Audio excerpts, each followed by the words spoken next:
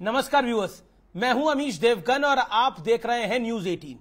और न्यूज 18 पर हम इलेक्शन की मेगा कवरेज आपको लगातार दिखा रहे हैं।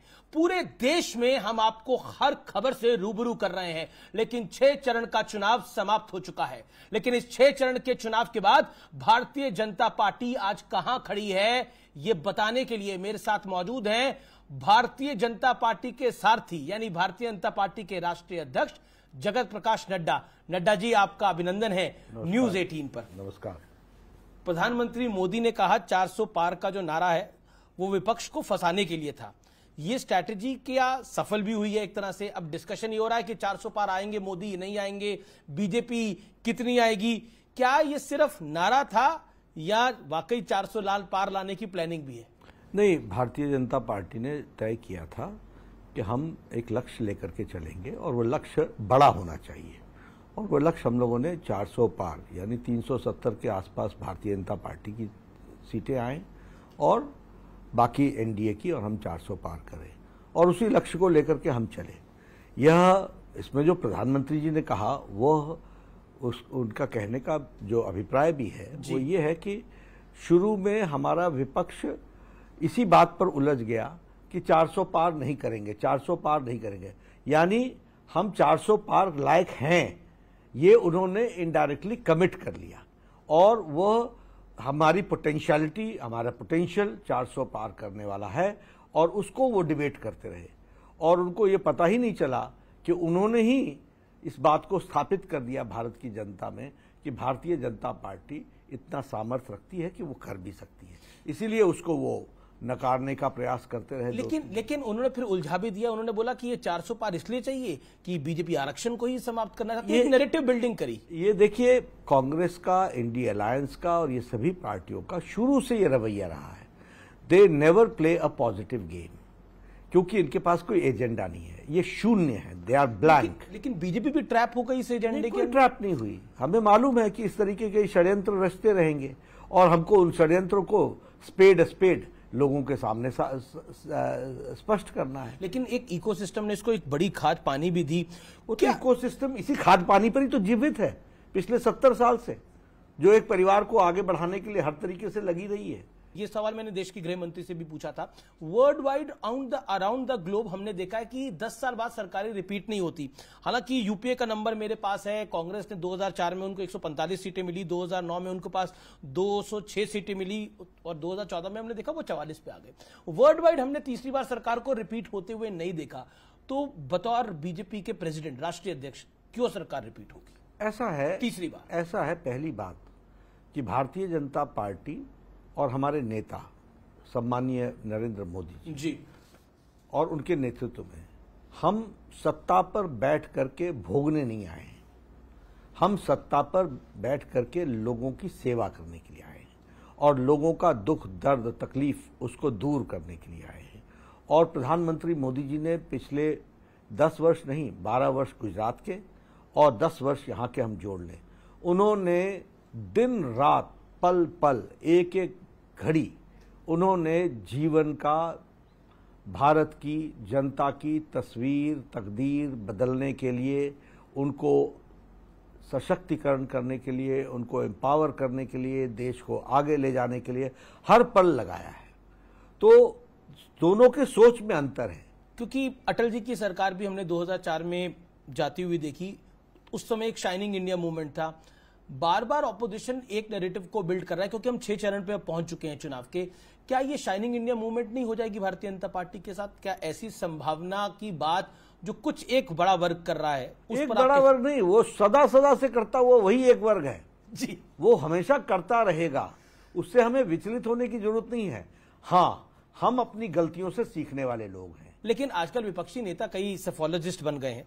मैं एक एक करके नाम लेता हूं। अखिलेश कहते हैं कि बीजेपी को 140 सीटें मिलेंगी, राहुल गांधी 150, अरविंद केजरीवाल 220, मल्लिकार्जुन खड़गे ने दावा किया है, उन्होंने बोला कांग्रेस की 270 आ रही हैं। और एक नेता तो ऐसे हैं, मैं उनका नाम क्या लूं, वो पहले सेफोलॉजिस्ट थे, फिर एक पार्टी में गए, वहां से लात पड़ी तो बाहर आ गए। अब हालांकि वो दबे शब्दों में कह रहे हैं कि एनडीए 260-70 पे पहुंच सकता है।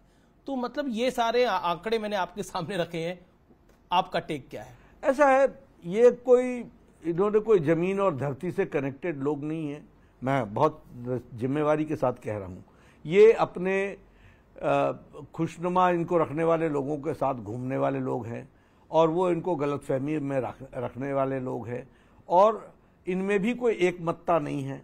यानी you can understand the seriousness with which what seriousness they are talking. इनकी इच्छा है कि बीजेपी अच्छा ना करे, तो मुंगेरी लाल के हरसीन सपने ये देखते हैं। अखिलेश जी ने तो एक रिपोर्टर को बोला कि उत्तर प्रदेश में समाजवादी पार्टी और कांग्रेस की यानी दो लड़कों की जोड़ी की 79 सीट्स आएंगी, एक बनारस उन्होंने बोला, उन्होंने कोट अनकोट क्योटो की सीट हो सकता है बीजेपी जीत जाए। ऐसा है, मैं उसमें भी कहना चाहूंगा, यही दो लोगों ने एक फिल्म बनाई थी ना 2017 में और फिर वो फ्लॉप हुई थी, बुरी तरीके से फ्लॉप हुई थी और फिर ये बिछड़ गए थे। फिर दो भाई वापस मिले हैं आपस में, दोनों शहजादे। ठीक है, गम भुलाने के लिए गालिब ख्याल अच्छा है। 4 तारीख को 2019 में आप भी उत्तर प्रदेश के प्रभारी थे, सपा और बसपा का एक बहुत जबरदस्त अलायंस था, आरएलडी भी थी। इस बार आपको उत्तर प्रदेश का नंबर कैसा दिखाई देता है? अखिलेश जी को 79 अपना दिखाई दे रहा है। हाँ, वो ठीक है। भारतीय जनता पार्टी 2019 से ज्यादा सीटों से 2024 में उत्तर प्रदेश में आएगी। आप कह रहे हैं कि 63 से ज्यादा सीटें? जी बिल्कुल जी। मैंने प्रधानमंत्री मोदी का इंटरव्यू किया तो उन्होंने कहा कि मोदी का घोर विरोध करके ही विपक्ष चुनाव जीतना चाहता है। मानो मोदी का विरोध ही विपक्ष का एकमात्र एजेंडा बन गया है। इसे आप कैसे देखते हैं? क्या आपको लगता है मोदी फैक्टर है पूरे चुनाव के अंदर 6ठे राउंड तक? पूरे 7वें राउंड में भी रहेगा जी। ये उनको बेचारे वो सोते उठते गाते मोदी जी को ही याद करते हैं, क्योंकि उनको मालूम है कि उनके साथ वो टक्कर ले नहीं सकते। और भारतीय जनता पार्टी के लिए भी ये बहुत सौभाग्य की बात है कि हमारे को ऐसी शख्सियत, ऐसा नेता पार्टी में हैं जिनका लोहा देश मानता है और दुनिया उनको अनुकरण करती है, देखती है, समझती है, उनकी बातों को फॉलो करती है। तो ऐसे लोगों की चर्चा वो अगर ये मोदी रागना लापे या मोदी जी के बारे में दिन रात बात न करें तो और करेंगे क्या? जी, उन्होंने कोई पॉजिटिव एजेंडा कभी किसी देश के सामने तो रखा नहीं।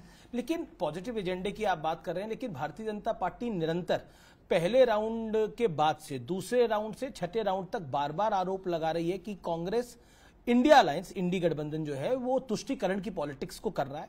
और बहुत सारे आपके नेताओं के बयान है, प्रधानमंत्री मोदी का, हेमंत बिस्वा शर्मा का, मैं एक एक करके बयान क्या सबके बोलूं।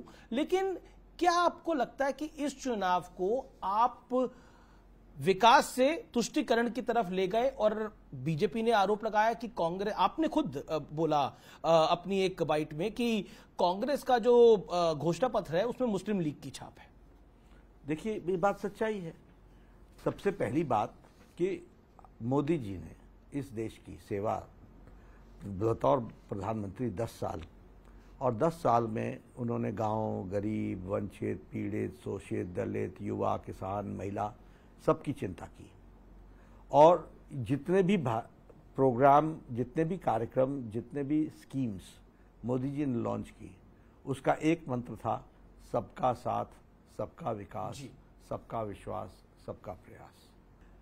कांग्रेस पार्टी ने अपने मैनिफेस्टो में षड्यंत्रपूर्वक, शब्द मेरा सुनिएगा, षड्यंत्रपूर्वक, चालाकी से फिर से विभाजन की बीज को बोने का काम किया। हमारा आइडियोलॉजिकल झगड़ा क्या है? Justice to all, appeasement to none. This is positive secularism. उनका नारा क्या है? Division and rule, divide and rule. जब सबको सारी चीजें मिल रही हैं, और हमें उसका बखान भी नहीं कर रहे हमारे प्रधानमंत्री, क्यों? क्योंकि हम जितना ये चर्चा करेंगे उतना सोसाइटी डिवाइड होती है। आपने अपने मैनिफेस्टो में पैरा 1, पैरा 5, पैरा 6 में आपने लिखा कि हम माइनॉरिटीज को स्पेशल प्रेफरेंस देंगे। आपने लिखा कि हम एजुकेशन में उनको हम स्पेशल रिजर्वेशन देंगे। आपने लिखा कि हम उनको स्पेशल ट्रीटमेंट देंगे। अगर आप ये लिखते हैं तो माइनॉरिटी आएगा ही आएगा। क्यों? क्योंकि जब हम कह रहे हैं कि देश को एक नजर से देखो, जस्टिस टू ऑल, सबको, ये तुम अलग अलग देखने का काम क्यों करते हो? लेकिन तुमने किया। फिर मोदी जी को याद दिलाना पड़ा कि ये वो लोग हैं जिनका विशेष डिजाइन है कि इस देश के संसाधनों पर पहला हक मुस्लिम का है। मैं नहीं कह रहा हूं, डॉक्टर मनमोहन सिंह ने कहा है, एक बार नहीं कहा, 2 बार कहा है। लेकिन एक मिनट सुनिए जी। और राहुल गांधी ने वो अपने भाषण में कहा कि माइनॉरिटीज को हम रिजर्वेशन देंगे 2012 में। 12 तो